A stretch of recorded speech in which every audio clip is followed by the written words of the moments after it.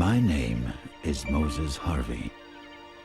I am a keen amateur naturalist, and I would like to describe to you an extraordinary event with which I am privileged to have become involved.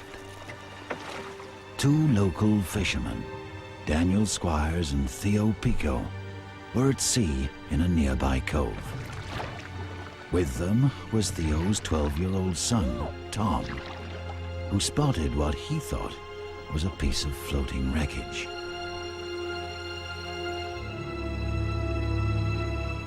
What happened as they drew near would have put fear in the heart of any seafaring man.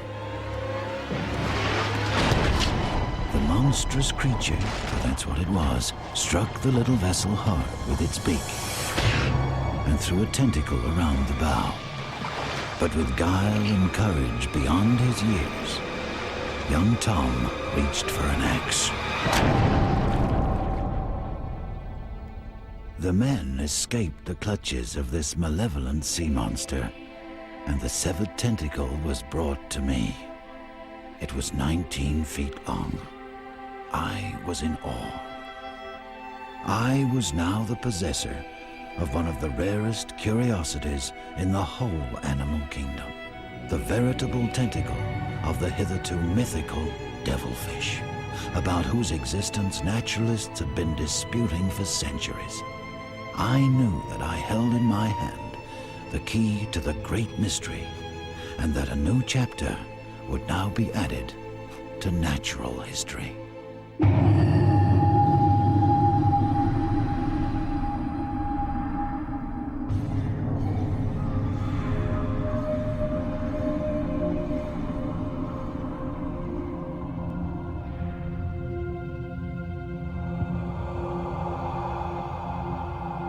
There is a place so cold and so dark, an inky abyss pricked by constellations of alien light.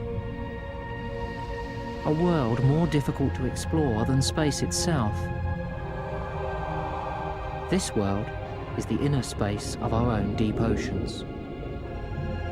And it's home to the last great mystery of the sea, a secret submariner, an enigma, an animal almost never seen alive, and it's my quest to try and pull the little we do know about it together.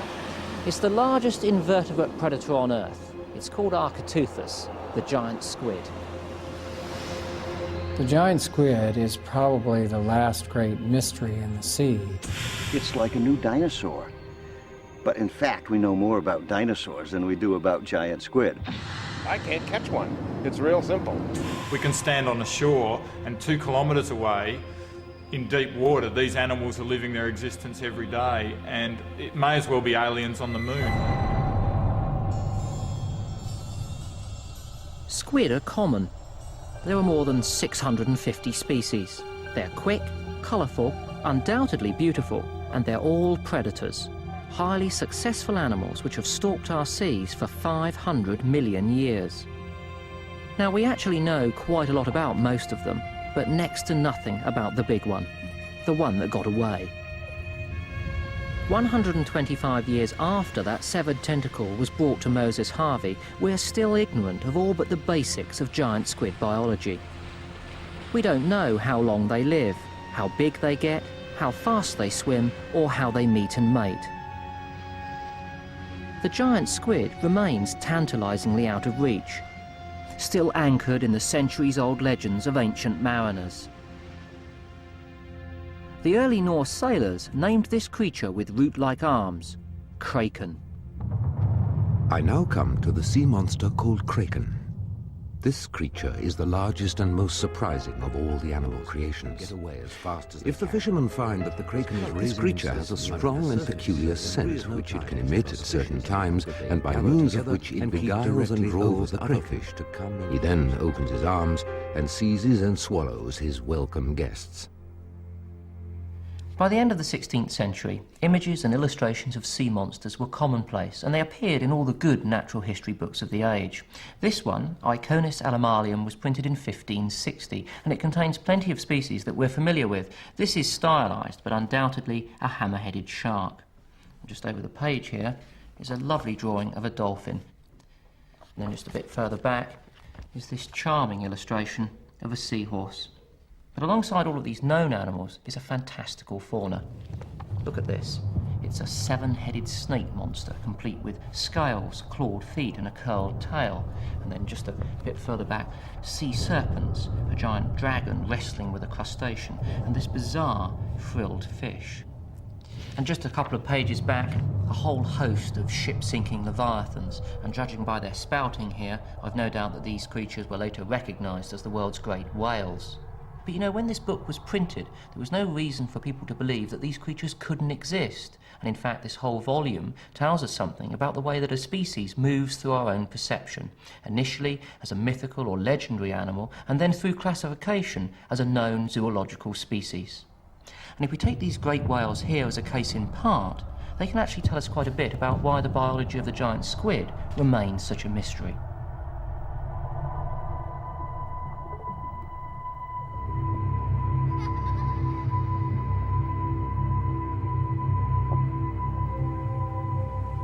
It's easy to imagine how those intrepid early seafarers would have been terrified by the sight of animals so much bigger than their ships. These humpbacks are actually one of the smaller whales, but when they breach amid great veils of spray, they're, well, awe-inspiring, seemingly the stuff of legend. But what happened was that these spectacular animals didn't remain as scary sea monsters for very long, for the very simple reason that they're mammals like us. So they have to emerge from this relatively inaccessible environment, the sea, to the surface in order to breathe air. So we got to see them and we got to know them. And it was probably then that we learned to exploit them for the first time, for their oil, for their blubber and for their bones. And this led to the development of a ferocious industry, which by the end of the 1960s had brought some of these whale species to the brink of extinction.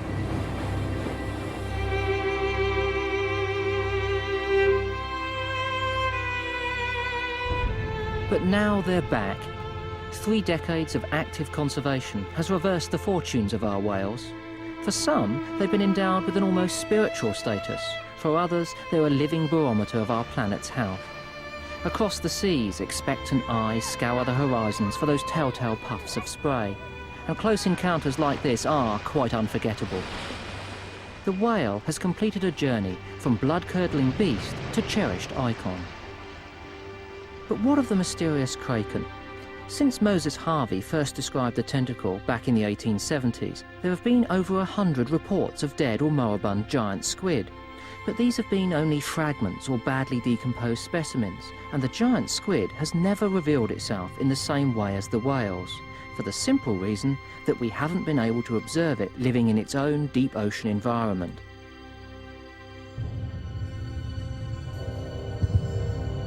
But that doesn't mean that it's never been seen alive. Perhaps the most striking encounter yet documented was made earlier this century by J.D. Starkey from a trawler in the Indian Ocean.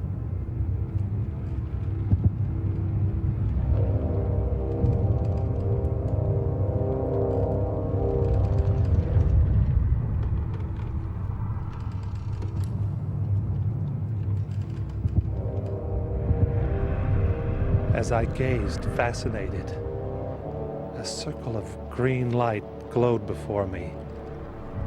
This green, unblinking orb I soon realized was an eye. Suddenly I knew that I was gazing at almost point-blank range at a colossal squid. I'm not squeamish, but this cold, malevolent, unblinking eyes seemed to be looking directly at me. I've never seen anything so coldly hypnotic and intelligent before or since. I moved towards the bow. There in a pool of lightwort's tentacles. They were 2 foot thick. The suckers were clearly visible. My heart was going like a sledgehammer. Alone on deck, I was not so much afraid as excited, as if this was an opportunity to see something rarely seen by man. I walked aft. Gradually, the truth dawned. I had walked the length of the trawler, more than 60 feet. The giant lay gazing up at me, Then after 15 minutes, it seemed to swell as its valve opened, and without any visible effort, zoomed into the night.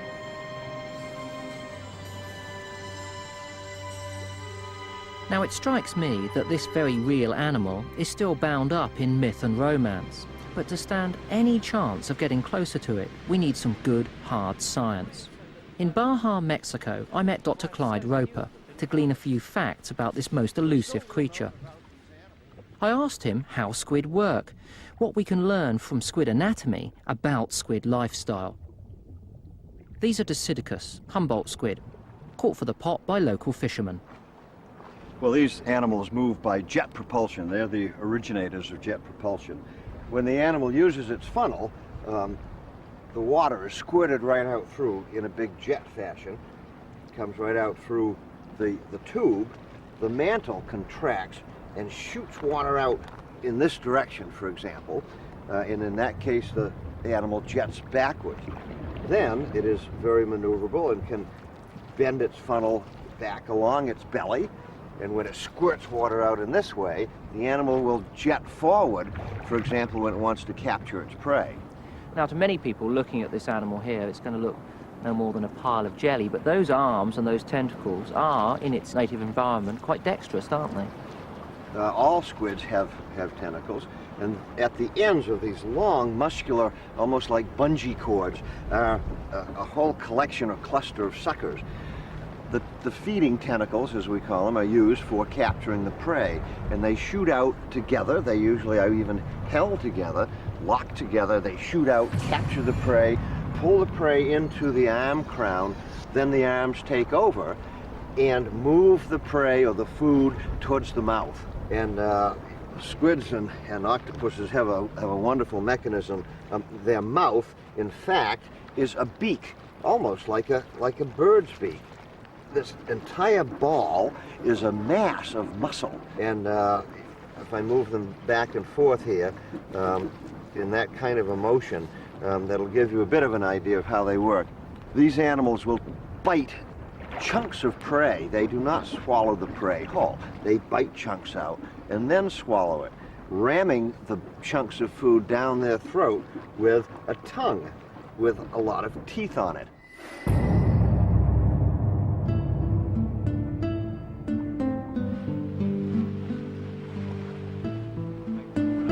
Clyde is here in the Sea of Cortez with fellow squid expert Dr. Ron O'Dore. As we can't expect to observe giant squid in the wild, our theories about their behaviour have to be compiled by studying much smaller ones. So this evening, they're after Dosidicus. But first, we've got to catch one. The fishermen are not optimistic. This year's El Nino weather has played havoc with their fishery. But eventually, in the early hours, we strike it lucky. What's happening now, Ron? The squid is in a magnesium chloride solution, and he'll fall asleep. Ron's specialism is locomotion, how powerfully and how quickly squid can move. He's devised an ingenious radio tagging system which enables him to retrieve data from animals swimming underwater. Right. We're Flushing just water flushing in. water through. Trying to get the anesthesia flushed out of him. I don't know, maybe what we need is a lot of water. Maybe. This is like artificial respiration, so that the animal will recover. Okay. Good.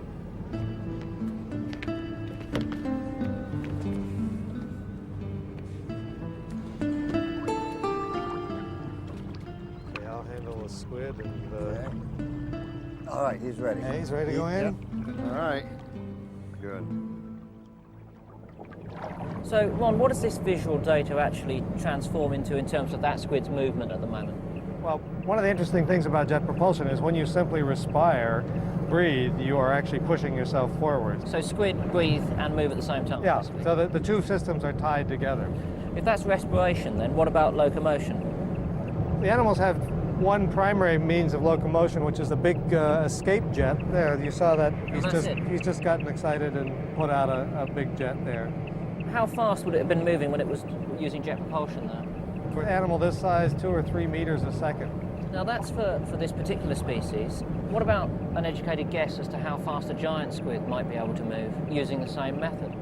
But these are a very powerful squid, and I would guess that although the giant squid are much bigger, they have less muscle in their mantle, and they probably don't travel any faster than that. In fact, they might even be slower. Slower than 3 meters per second? Yeah, but that's just a guess.